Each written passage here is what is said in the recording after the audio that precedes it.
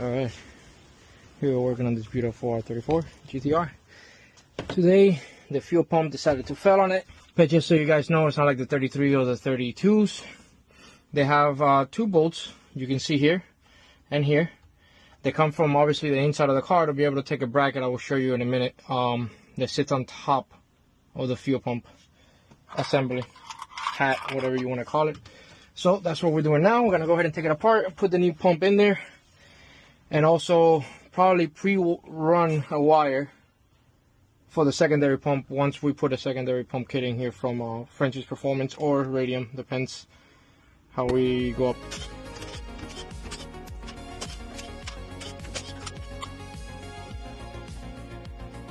Alright, there's the two bolts, as you can see here. The trunk doesn't stay up, we're waiting on the shocks to come from UP Garage here in the States. However, you have the idea. These are the two bolts. As to why Nissan did this like this, I have no clue, but yeah. Make sure you disconnect everything once you're already here. That way it makes it easier when you start pulling the module out on the other side. As you can see, the whole bracket is already loose, since I already loosened it on the other side. This side is very simple. This connector here, you just push in the pin and you pull. It just makes it easier when you start pulling the whole unit back to all the three modules that are there. So yeah, let's go to the trunk. Alright, here we are, we're in the trunk. As you can see, everything comes up. Now there's only one thing that's still connected. We wouldn't need to disconnect those because that's part of the unit, which we're going to be removing this right here to get access to the fuel pump. We'll replace the fuel pump and call it a day. Alright, I'm going to go ahead and point out something here that I don't like that's been done to this car previous to coming to us. Does it work? Yes. Is it the right way to do things? In my mind, in my years of experience, I don't like it because it opens up possibilities of other failures. So if you can see here, since they have an aftermarket pump, instead of just wiring it through the factory harness, which can be done very easily, they decided to up away from that, drill the hole through it, put the ground and power directly through that, which is fine. As I said, it'll work. However, it does leave it leaves an open opportunity for other failures. Fuel leaks, gas leaks, corrosion, you name it, it can happen. So the pump failed, so there's no fuel pressure. However, when you're doing this at home, if you're doing it by yourself, make sure you disconnect the pump, drain, make sure you empty out any pressure that's in the lines. That way when you open this up, it doesn't spray everywhere. Also disconnect the battery. As you can see, the ground is disconnected. Alright, there's also other ways. This is a tool. You can get this pretty cheap off of Amazon. I will urge for people not to use the flathead screwdriver and a hammer to loosen this because you could break the plastic. And I'm not 100% sure where you're at if you're going to be able to ever get another plastic like this. So I suggest you use the tool. It's from Amazon. I said it's fairly cheap. I think this one cost me about 15 bucks, and as you can see, it just spins. And telltale signs, you can see somebody's already used the method that I was saying not to do. As you can see here, where it's been hit. You got to be very careful. Does it work? Yes. Is it proper? Absolutely not. And I will urge people not to do so.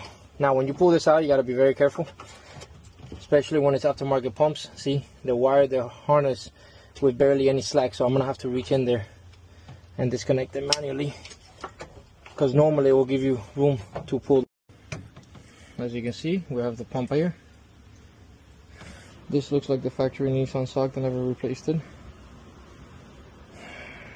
which is a big no-no, especially when you're gonna start running a car on 80.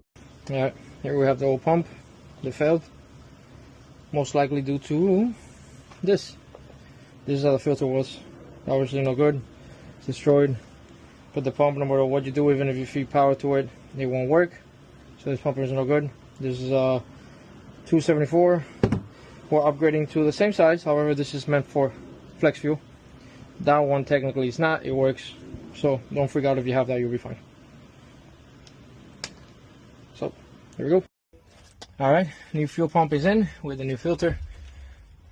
Now we're gonna go ahead and make sure everything works. First, we're gonna put all back together.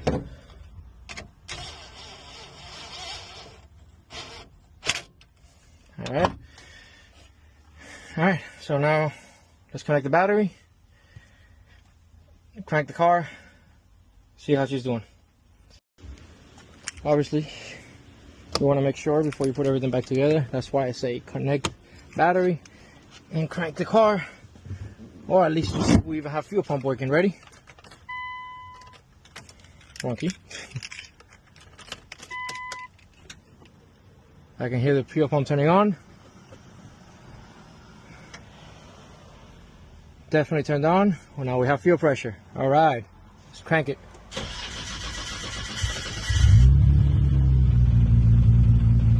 Fuel pressure on point. Now we're checking the back, make sure there's no leaks. At this point, I know I said we'll check for leaks. It's gonna be almost impossible because you have to have that stuff turned on, which is your all-wheel drive computer, fuel pump module, and the jaw sensor. You just gotta have to trust your work. I trust my work. I know there's no leaks in there, and we have fuel pressure and the car's running and idling, which is a good sign. That means everything's working the way it should.